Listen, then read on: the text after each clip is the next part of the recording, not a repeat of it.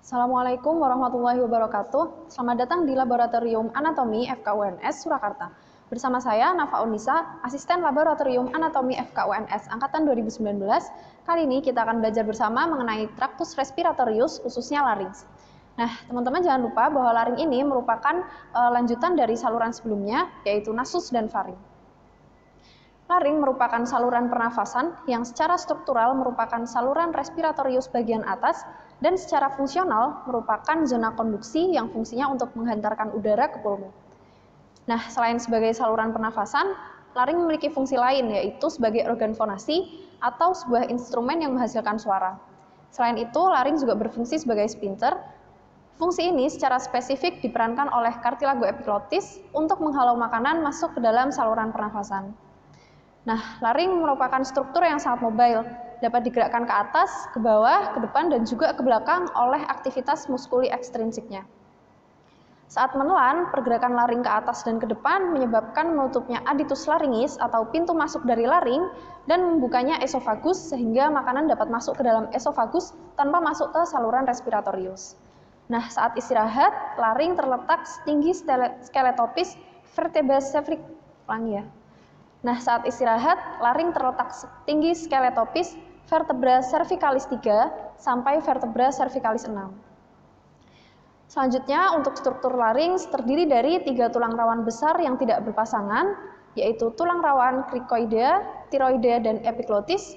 Kemudian 3 tulang rawan yang lebih kecil, yaitu arytenoidea, corniculata, dan cuneiformis, serta sebuah membrana fibroelastica laringis, serta sejumlah muskuli intrinsik. Nah, sekarang kita akan bahas masing-masing dari cartilago larynx. Yang pertama ada cartilago thyroidea yang merupakan cartilago terbesar di laring.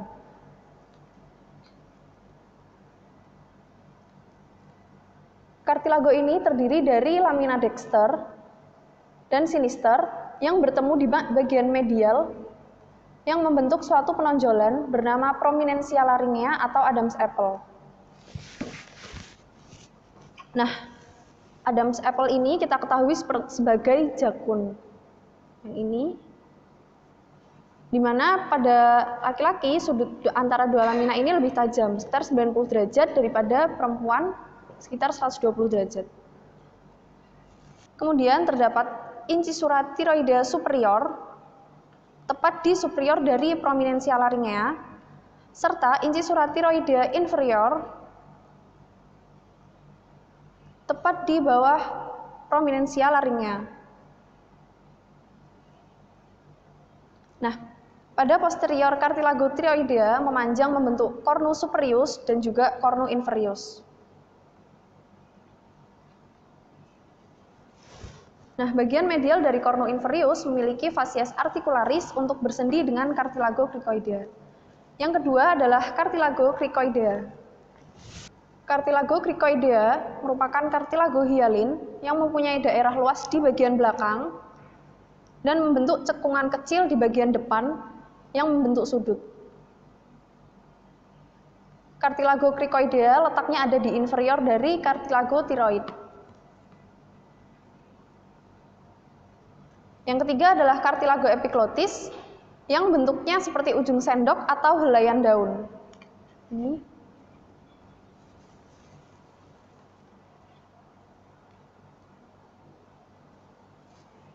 Cartilago epiglotis tangkainya menempel pada cartilago thyroidea melalui ligamentum thyroepigloticum.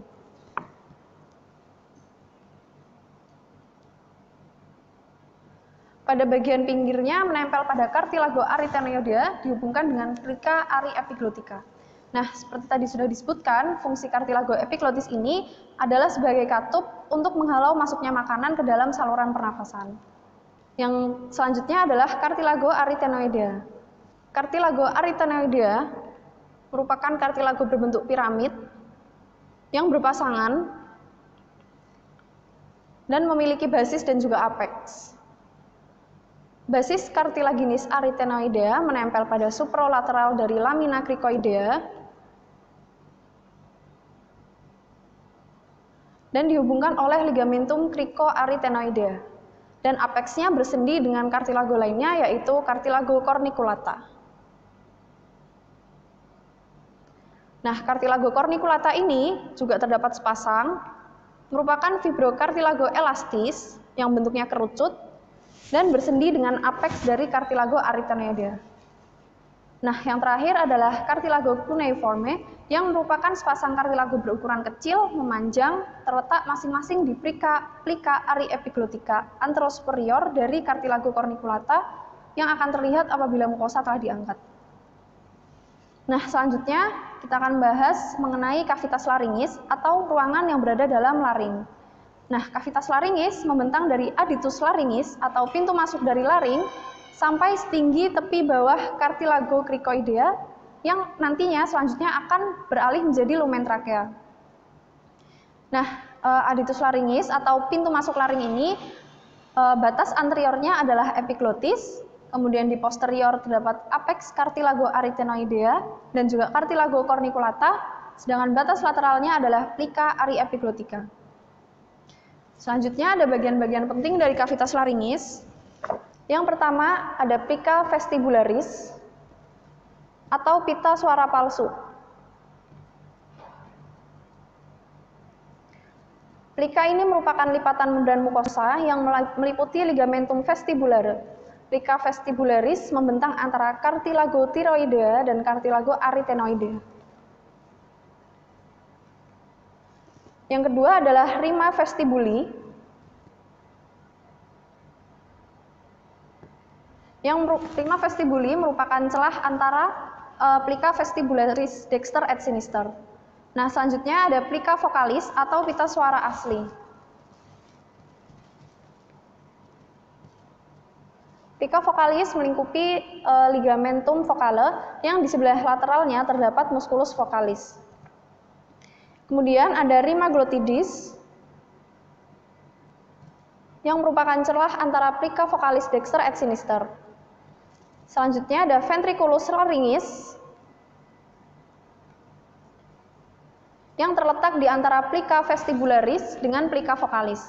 Nah, pada bagian anterior meluas dan membentuk suatu kantung buntu yang disebut dengan sacculus laringis yang banyak terdapat glandula mukosa untuk lubrikasi plica vocalis. Nah, kavitas laringis terbagi menjadi 3 regio utama. Yang pertama adalah vestibulum laringis, yaitu daerah di bawah aditus laringis sampai ke atas plica vestibularis.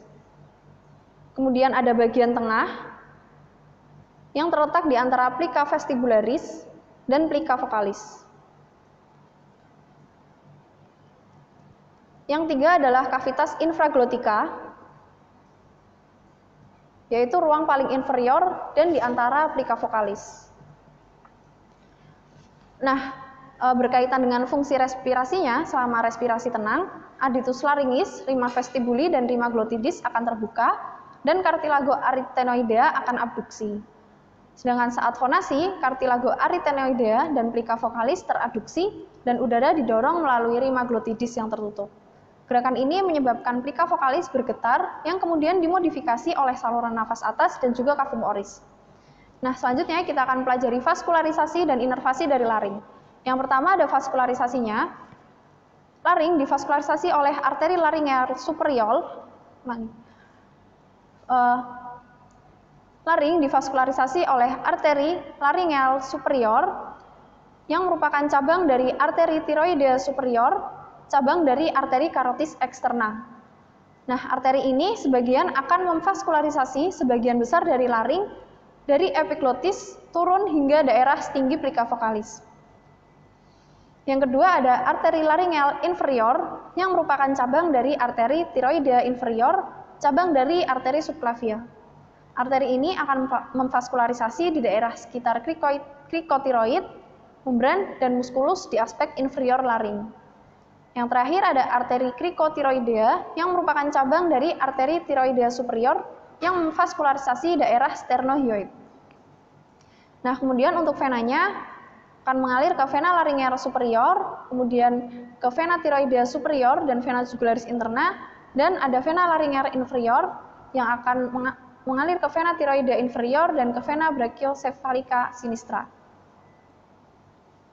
Nah, kemudian untuk inervasinya, inervasi motorik laring diperankan oleh nervus vagus untuk semua muskulusnya, kecuali musculus cricotiroideus yang mendapat inervasi dari ramus externus nervus laryngeus superius. Sedangkan untuk inervasi sensorik, di atas plica vocalis diperankan oleh nervus laryngeus superius dan di bawah plica vocalis oleh nervus laryngeus recurrens. Nah, pembahasan mengenai inervasi laring tadi merupakan pembahasan terakhir pada video ini. Semoga apa yang saya sampaikan dapat dipahami dan bermanfaat. Terima kasih.